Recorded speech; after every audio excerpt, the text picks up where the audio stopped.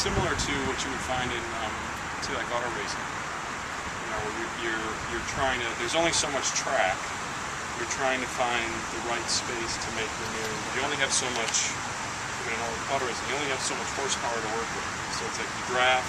It's depending. It's say like NASCAR or motorcycles. Like where do you kind of look to kind of slip out and? So you were saying that on the course, it isn't just in the stretches where you go fast. It also depends on, you were saying, the clean water and who's in front of you. Who's in front of you? Yeah, I mean, one of the things you find frequently when you're looking at, Boston is a great example because there's so many nice turns, and particularly the further upstream you get in those couple spots, coming into Weeks, through Anderson, that whole kind of little large S turn. There's just not a lot of room because you have to kind of move around. So, I mean, one of the reasons why it's really fun to watch the high school eights is because you usually have maybe a coxswain who's not completely experienced. There's tons of entries. I mean, they've usually like, I think it's about 70 or something. I mean, it's a lot of boats. So if you get a jam up, I mean, the assembly line's rolling. Every 10 seconds they're rolling through. So you have to be able to kind of, as the coxswain, you have to be able to read ahead to see what's going on. Know kind of hopefully you know what your cruise speed is, and kind of sense of like, do we have enough, distance gauge? Do I have enough space to make this move? And sometimes it's a sense of we just power down. We like ease up a little bit until water clears so we can go through, or we sit there until we have clean water, rather than trying to kind of power your way around, stay on the outside. If the crew's not going to yield, does that waste more energy? Is that a longer line? If you have to, there's a strategy. When do I put the gas down? And this was some very nice footage. I mean, you get some of this in the boat race. That's kind of, but particularly with this, because you're going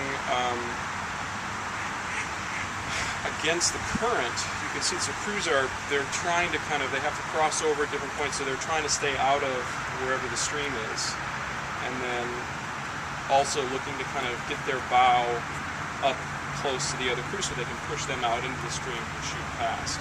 And so the race here, it's basically ended up being a two-boat race between Washington and this New Zealand crew, and just kind of looking at, they're sitting there, waiting until they get to the right spot, and then make that you find that pretty similar in the boat race as well, where it's you kind of this long build-up anticipation for this one definitive point in the race where one crew is broken and the other. But this race in particular, you see that it's a lot of it is the when and how they put the move down. I mean, it's evident that they're sitting in there in the wake. They don't really have quite enough room because the other crew is just pushing them over. They haven't pushed up bow to stern. They don't have overlap yet. So they're kind of sitting there, waiting there, pushing. They don't have enough gas to kind of just blast through, because once you get up, then you have to finish. You have to execute all the way through, because if you get up, you're going to run into problems. So it's like wait, and then where do we make that definitive right through? So, I mean, depending what you have in your race, the setup for your, particularly for Boston, is where do you plan, especially once you know who's ahead of you, where do you plan to kind of execute? And then it's a little harder to figure out in a single really what's going on there. But as I mentioned before, you have to know who's ahead of you. So if you're rolling through, you have this. You anticipate this. However many, based on prior results, if you've got a sense of where these people are stacking up, you can look over maybe a couple of years. Where do they place? Are these? They race at Masters, Nationals. Are these known entities? Where do they? So what can I anticipate and possibly? If I got in the draw, here's some people that are ahead of me, but I know I've beaten them several times before. What their results are, what the information's available, and then I can anticipate the based on that. So what's the possible number of people? I'm figuring 10-second centers. What's the possible number of people I may encounter in the course of the race? 5, maybe, somewhere in there, depending how fast or slow they are. And then who's behind me that might come up. So I have a sense of what's the bandwidth I'm probably going to encounter. And then from there, then I try to figure out possible scenarios of what might happen, and so I have a sense of where this might go. I mean, I know most of the person that's going to be 3 or more ahead of me, I'm probably not going to encounter them until probably somewhere early to the tail end of the powerhouse stretch. I mean, that's 40, looking at something like 40 seconds. But I might find them later on. So it's what's the immediate people? How do I plan for first up to the BU bridge, around Magazine, so on and so forth. So I don't know yet the course for this the race out in St. Charles, but from just the shot they gave it looks like they're going to be having something to the turn. So there could be even some pieces there, strategy at least of knowing where you are on the course, and then where, when, and how do I put the move down. And as we talked about, I mean, knowing with the Charles, I mean, there is current, but it's not going to be usually a lot because they've usually got the dams closed, so there's not a lot of flow. They want to keep the water level up. How do I position myself to get through those bridges so that I'm not having the current push me around for weeks? Somewhat for Anderson and for Elliott as well. So things that I'm kind of planning about in a little more strategy than technically I would do for just a 5 races or 6 races over Master Country or anything. So my boat is always going to the Cambridge. I'll stop. It's like a magnet. Right. So we know that, but then we want to see and find ways to at least have a sense of where I am. And as you mentioned, like the couple of videos that they are now available. I think I saw one earlier this week. I think Head of the Charles actually has an official video now up on their YouTube site, so with commentary. And I know I've seen there's a couple ones from Riverside that they've done, ones with bow cams and stern cams, so you have both views. So it's good to be able to get that. And I think another one, I think they must have shot it with a GoPro, where then they did it real time and then basically high speed, so you can get through in a couple minutes. You can just get the lay of the land. But yeah, there's these pieces that you want to have a sense of. So when you're racing, you know where you are, and just kind of anticipate. As you're rolling along. All right, here's what I think I can do. When can I execute? So, I mean, the nice thing was like with something like a double is, I mean, there's the potential.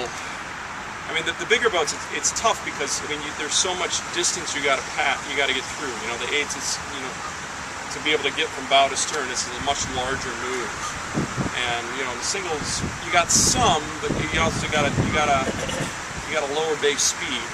But in the doubles, it's nice. You got a good speed if you really want to step into the juice, but you don't have that much distance to cover. So you can really. It's the small boats, particularly like 4s. It's one of the things that really makes racing.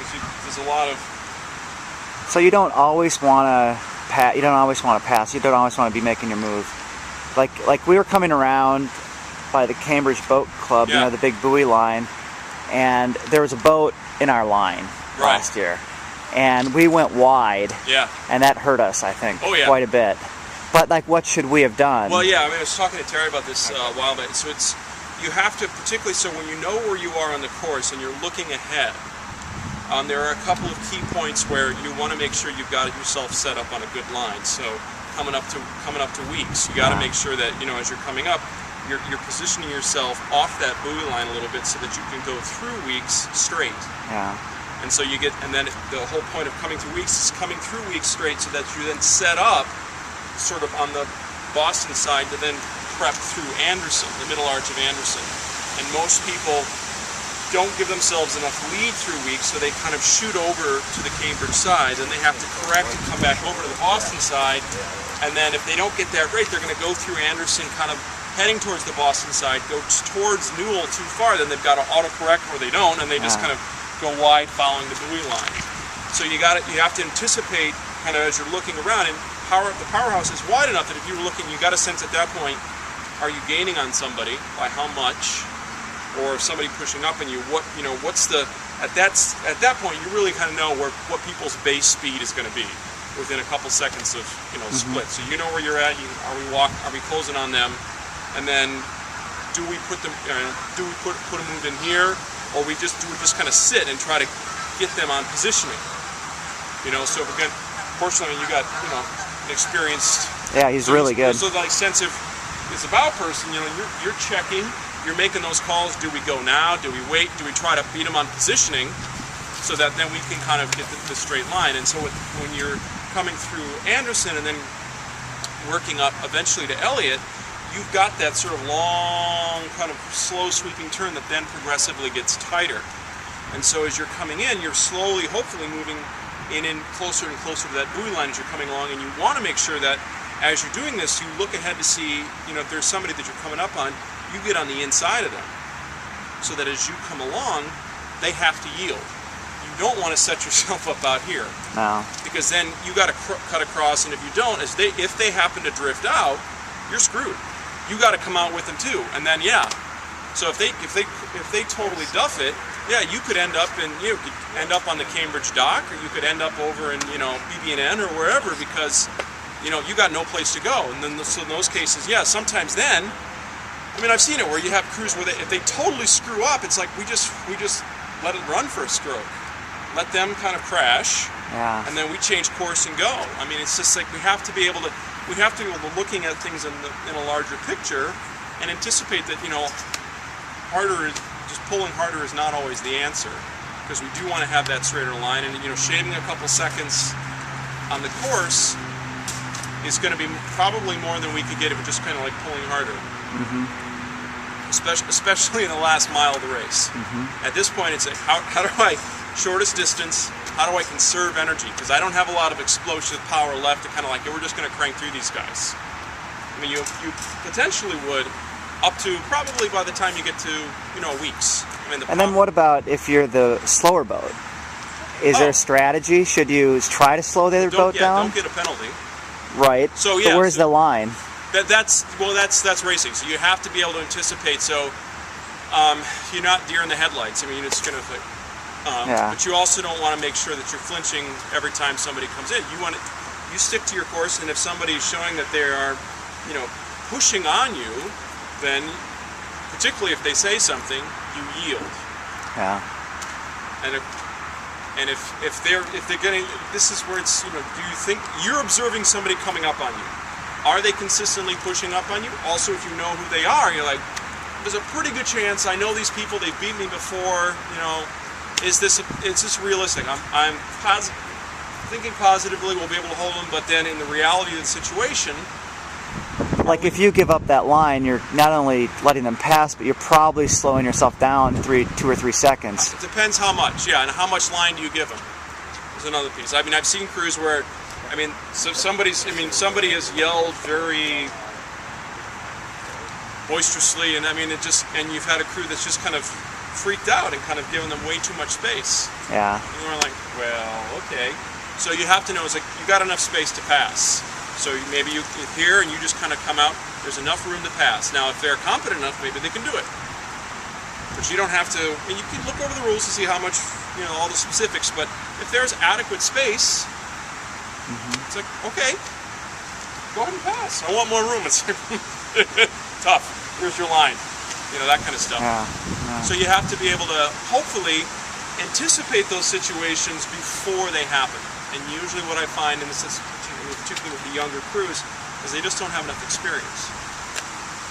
Or, just maybe with some of the high school coxswains, cognitively they just aren't quite something, but they get caught up in the moment. They're not thinking ahead. And so, that's usually when your big pileups happen, which is why everybody kind of lines the bridges, because they're waiting to see that.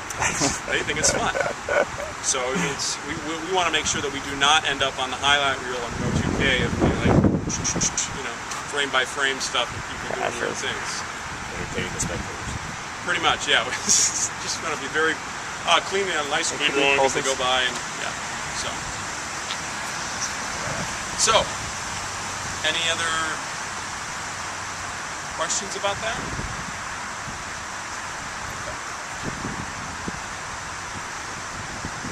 Well, So we got a nice little breeze building up here today. So let's go out, and I'd like to see. I think since last week and the week before, we talked about just getting our routine of with our warm up. Let's see one of these drills that we are executing, how we're doing it, and then we hopefully can get a little feedback as we pass by the launch. So anticipate, give yourself at least 2 loops of working whatever we're working here to kind of polish stuff up.